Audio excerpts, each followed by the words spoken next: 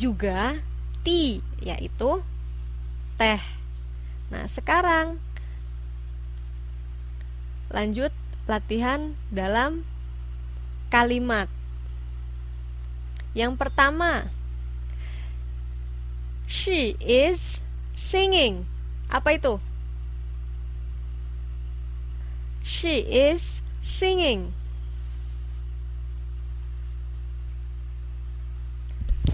Suaranya jadi hilang. Gimana yang lain? Masih dengar suara saya?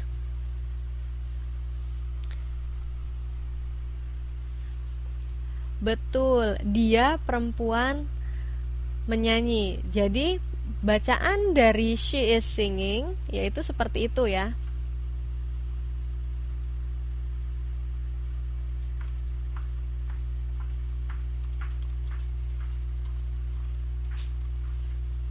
Nah, bacaan dari dari kata ini adalah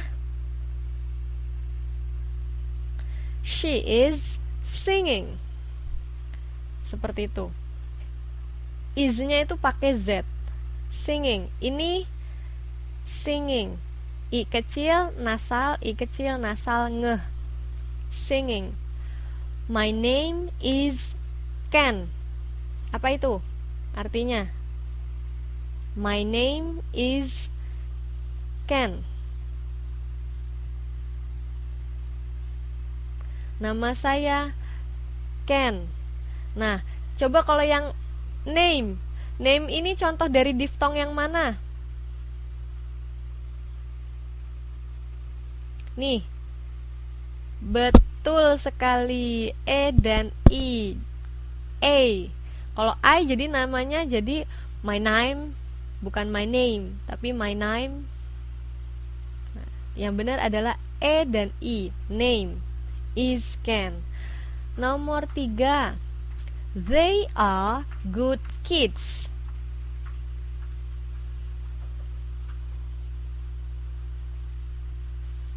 They are good kids.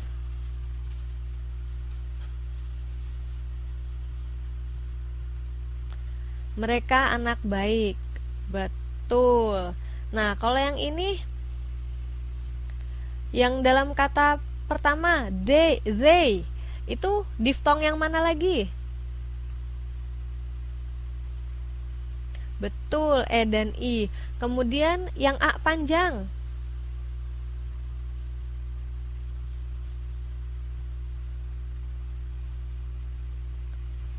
Yang mana adalah kata are. Good kids. Sekarang nomor 4. My heart is broken.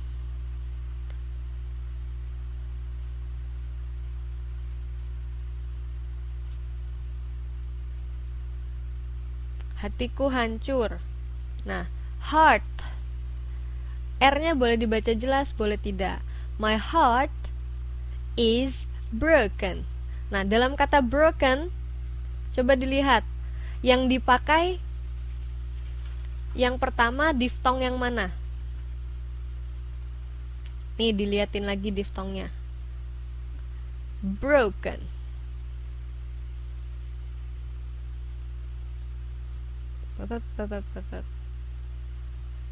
Salah.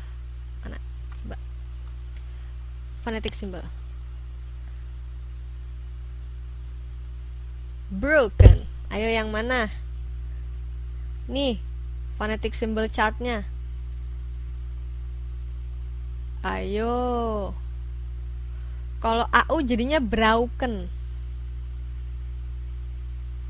Broken. Bener nggak bacanya broken tadi?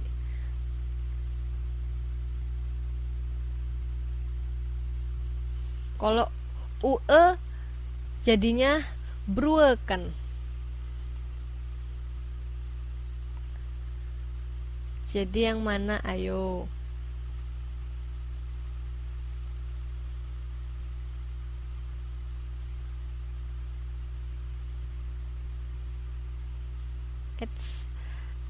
E kebalik dan U broken. Kan ini E. B, R, E, U, K, E, N. Broken. Seperti itu.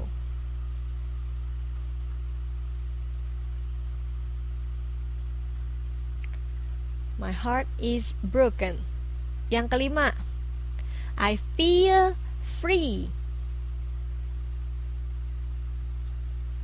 Yang pertama diftong apa tuh?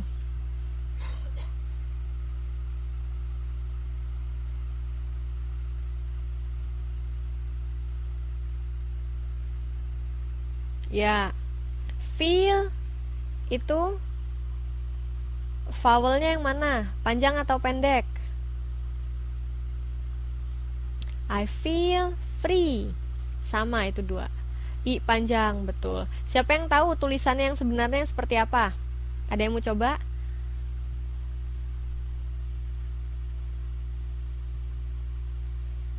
Feel. Kalau semua lengkap, I feel free.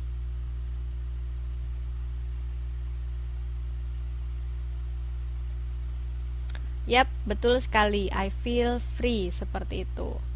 Jadi, begitulah cara-cara membaca phonetic symbol. Ketika kita tidak tahu bagaimana cara bacanya, bisa lihat di kamus. Nah, cuman kalau tidak tahu bagaimana membaca simbolnya juga tidak bisa. Nah, sekarang kan sudah sudah belajar bagaimana membaca simbol. Jadi nanti kalau misalnya melihat kamus, di bagian setelah kata, kemudian ada garis miring, kemudian ada kata simbol-simbol, ada simbol-simbol di dalamnya, kemudian garis miring, itulah tanda bacanya, seperti itu. Sampai di sini ada pertanyaan, ada waktu 8 menit untuk bertanya.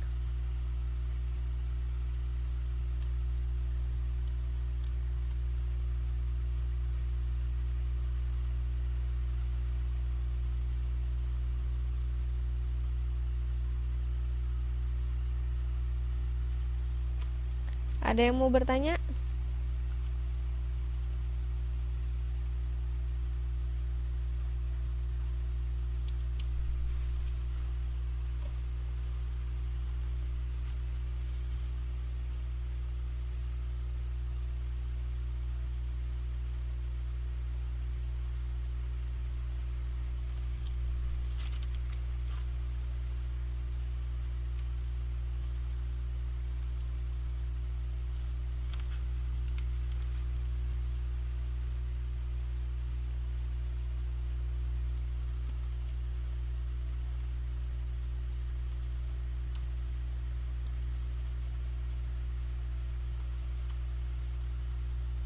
Nah, kata yang ini, siapa yang mau coba baca? Pikiran, dibacanya apa? Nggak ada, nanti ujian nggak ada soal begini. Cuma, kalau sudah tahu cara bacanya, mempermudah kita untuk mencari homonim. Karena nanti kita nggak salah. Seperti itu.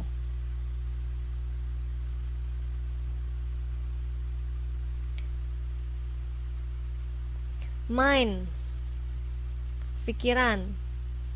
Mind, tulisannya seperti ini. Dan cara bacanya seperti itu. You're welcome.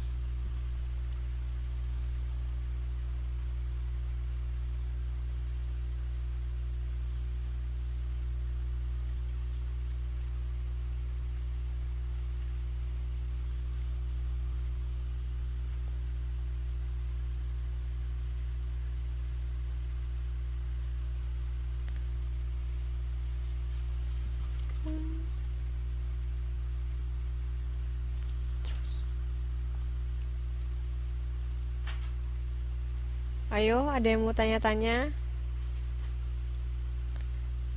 Nanti kalau beli kamus, dicari di dalamnya ada fonetik simbolnya atau enggak. Jadi untuk belajar membaca juga.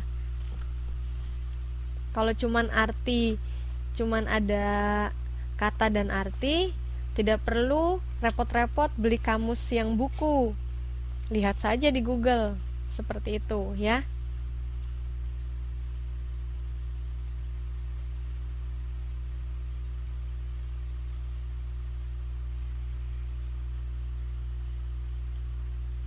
Iya, namanya juga baru belajar. Tidak apa-apa kalau belajarnya agak-agak salah-salah dikit.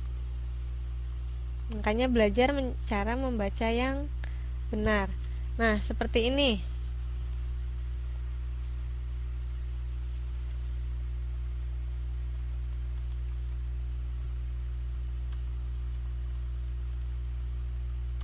Ini coba dalam kata mendengar bacanya apa? Listen. Jadi T-nya itu tidak dibaca.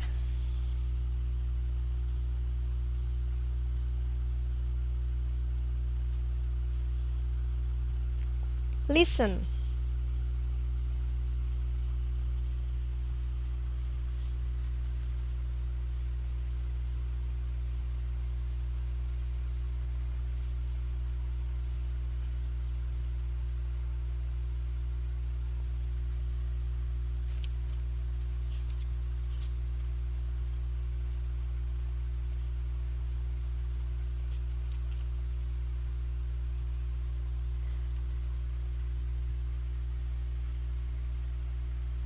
Nih, kata sakit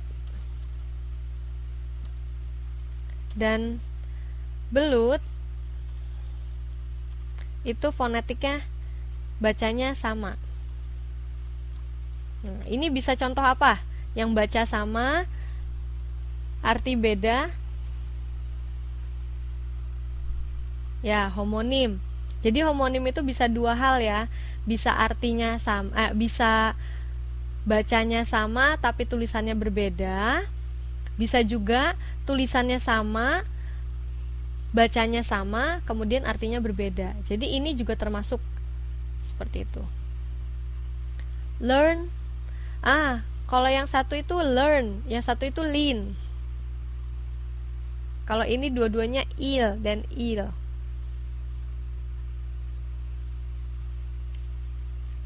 Kalau untuk mengecek betul atau tidaknya bisa dicek. Misalnya ngerjain soal-soal homonim yang dari modul.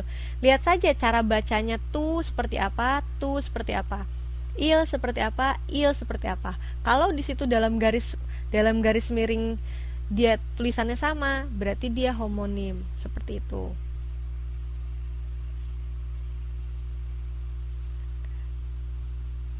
Ini cara bacanya memang sudah berbeda, Mbak. Yang satu learn, yang satu lean.